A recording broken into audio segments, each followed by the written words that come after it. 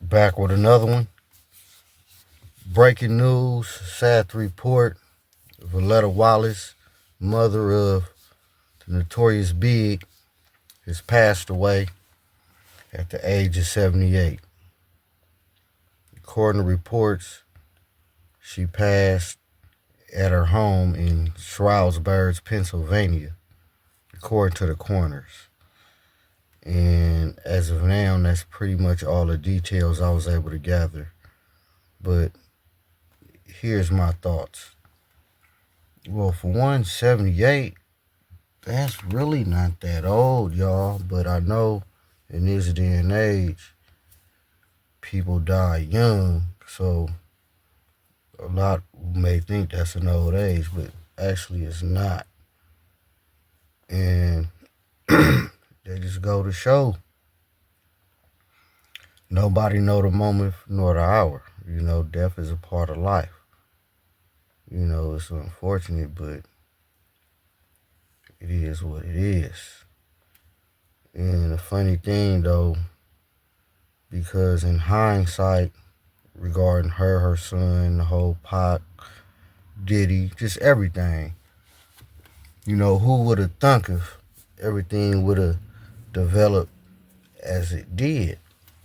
And this is just a real good example of not only never say never, but you never know.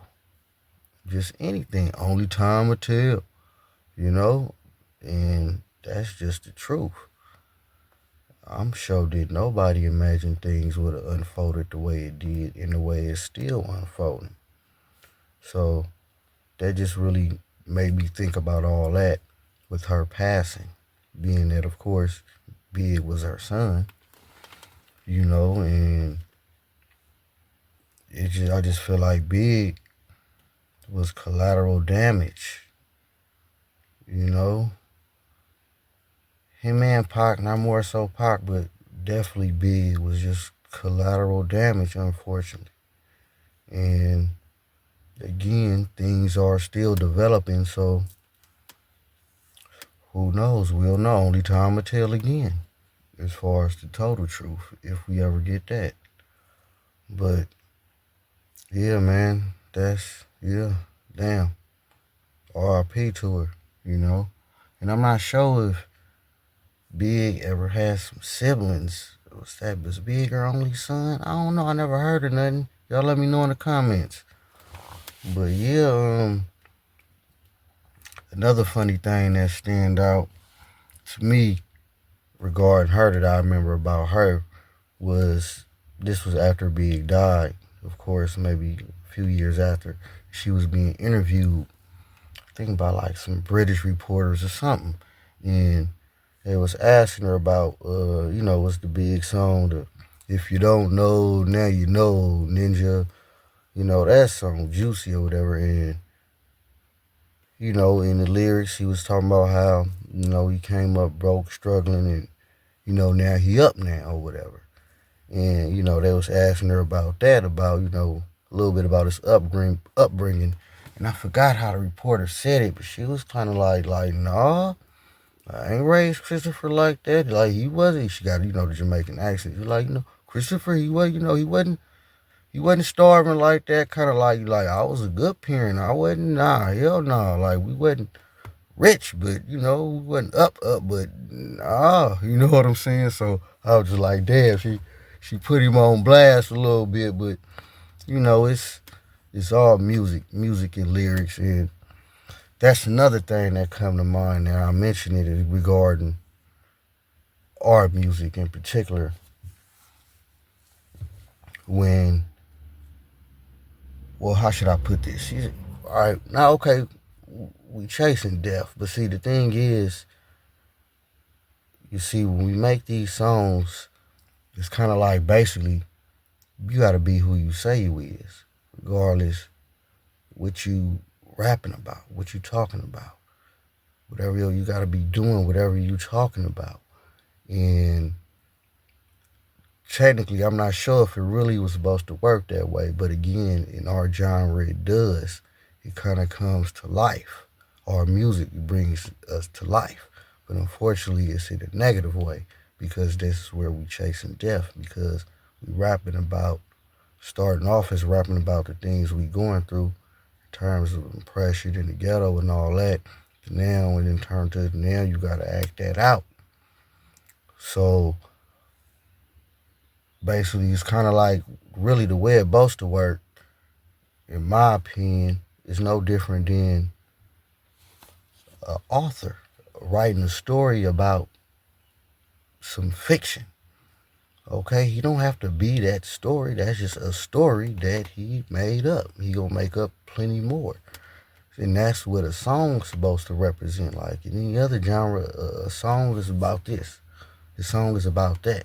Now, I could make a song about all kind of stuff. I can make a song about trees. Now, do I have to be in forestry or horticulture or anything just because I made a song about trees? Y'all get what I'm saying. But again, in our genre of music, well, that genre of music, you gotta act out your lyrics, or you gotta be what you talking about.